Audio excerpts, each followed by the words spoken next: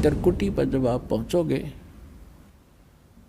तो वहां इस दास के रूप में परमात्मा मिलेंगे, और जैसा व्यवहार विचार आपका यहाँ है और जो डिमांड आप यहाँ लेकर मर रहे हो, तो वहाँ जाके फिर नहीं मांगोगे कोठी चाहिए जी, कार बन जाए, तो परमात्मा कहेंगे जाते नीचे तू कार कोठी ले, वापस भेज देंगे।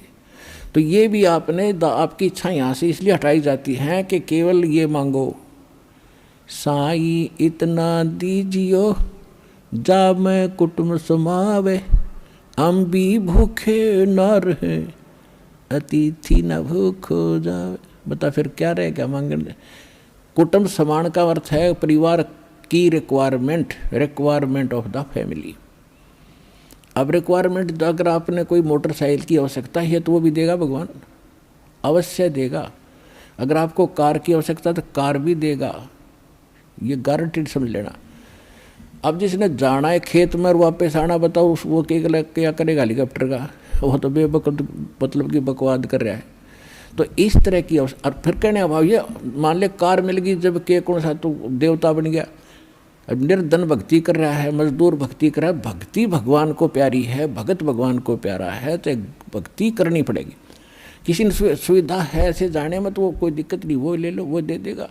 लेकिन एक मजदूर ने कहा मैंने कार चाहिए, बता कार ने शर्म मारा, कसी ठा के तेरे जाके वहाँ खड्डा खोदना, कार ने क्या करेगा।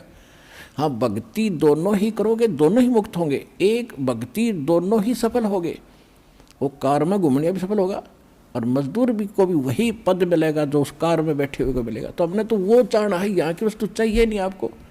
तो इस प्रकार जब इस तरह की भावना आपकी हट जाएगी तो वहाँ त्रिकुटी पर एग्जाम होगा आपका।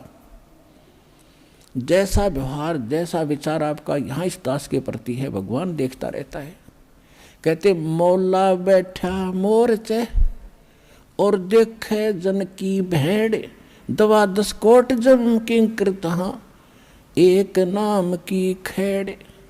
अब जैसे यहाँ आपको तरीके बताए जाते हैं, उदाहरण और एग्जाम्पल दे दे के, कथा सुना के, कि परमात्मा जब तपस्या पर आए काल के इस लोक में, तो धर्मदास जी को परमात्मा बता रहे हैं कि जब मैंने उस काल को ये कहा, परमेश्वर कबीर जी बता रहे हैं कि जब मैंने उस काल को ये कहा कि मैं नीचे जाऊंगा और सब जीवों को बताऊंगा तो भगवान नहीं है,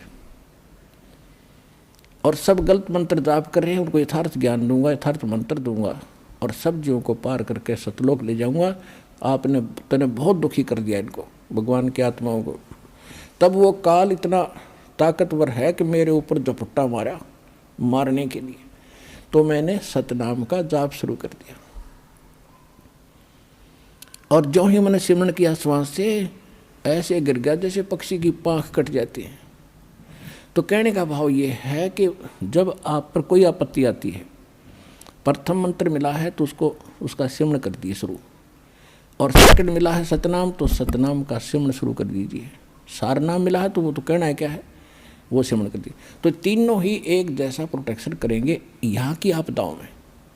तो यहाँ परमात्मा हमें बताना चाह रहे हैं, तो यहाँ हमें बताना चाह रहे हैं कि जब कोई भी आपत्ति आवे तो अपने श्वास का सिमरण आपने शुरू कर देना चाहिए।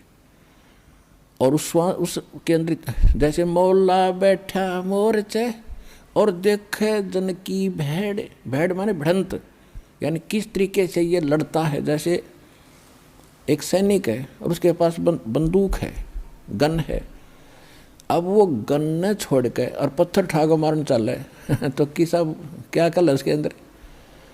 तो आपको ये सतनाम, ये नाम की एक बंदूक दे रखी है, हथियार दे रखा है इस काल के दूतों के साथ लड़ने के लिए।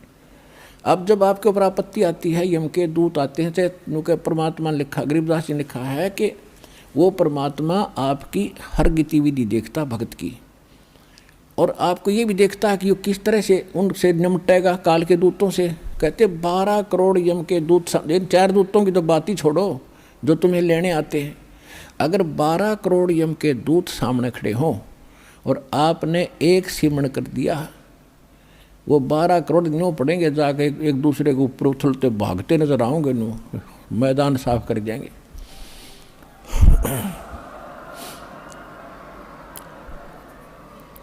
अब कहते हैं मोला बैठा मोर्चे, मोला माने वो परमात्मा अपने स्थान पर देखा और आप बैठे, मोला बैठा मोर्चे देखे जन की भेड़। जो मोर्चे में भक्त बैठा है, यानी मोर्चा है हमारा काल का ही, उसके साथ हम लड़ रहे हैं, संघर्ष कर रहे हैं, भक्ति कर रहे हैं, हरि सिमरण कर रहे हैं। और कहते हैं उस जैसे आपत्ति आती है उस समय अपना सिमरण शुरू करो दाता का, सब बातें भूल के। और वहाँ नो का हरी माँ मर गया बचाइए तो कहेगा भगत है वो। तो परमात्मा ये देखता है कि वहाँ आप कैसे कौन सा फार्मूला अपनाओगे, तो वो तरीके आपको यहाँ बताए जाते हैं। तो वहाँ एग्ज़ाम होगा त्रिकुटी बजा का आपका। तो यहाँ परमात्मा कहते मौला बैठा मोर्चा देखे दिन की भेड़, आपकी लड़ाई देखता है, भिड़ंत देखता है, यो कैसे मुकाबला करता है। बंदूक धर के पत्थर ठाता है या बंदूक दिखावा है तो फिर ज़्यादा फर्क पड़ जाए, बंदूक दिखाते हैं तो सिमरण स्वरूप नाम के सिमरण से संकट टलेंगे। और कहते हैं 12 कोट जम किंकर जहाँ 12 दूत यम के दूत सारे के सारे आपके सामने आ जाओ, और एक नाम की खैड़, खैड़ माने टक्कर नु मारा सब गिरता चला तगड़ा आदमी होता है। तो ऐसे वो मंत्र की इतनी ज़बरदस्त शक्ति है, क्योंकि ये ज्ञान जो बोला गया था सिंपल और अनएजुकेटेड व्यक्ति थे, उनको सिंपल लैंग्वेज में समझाना था। तो वो परमात्मा आपकी भिड़ंत यानी आपकी एक्सरसाइज देखता है।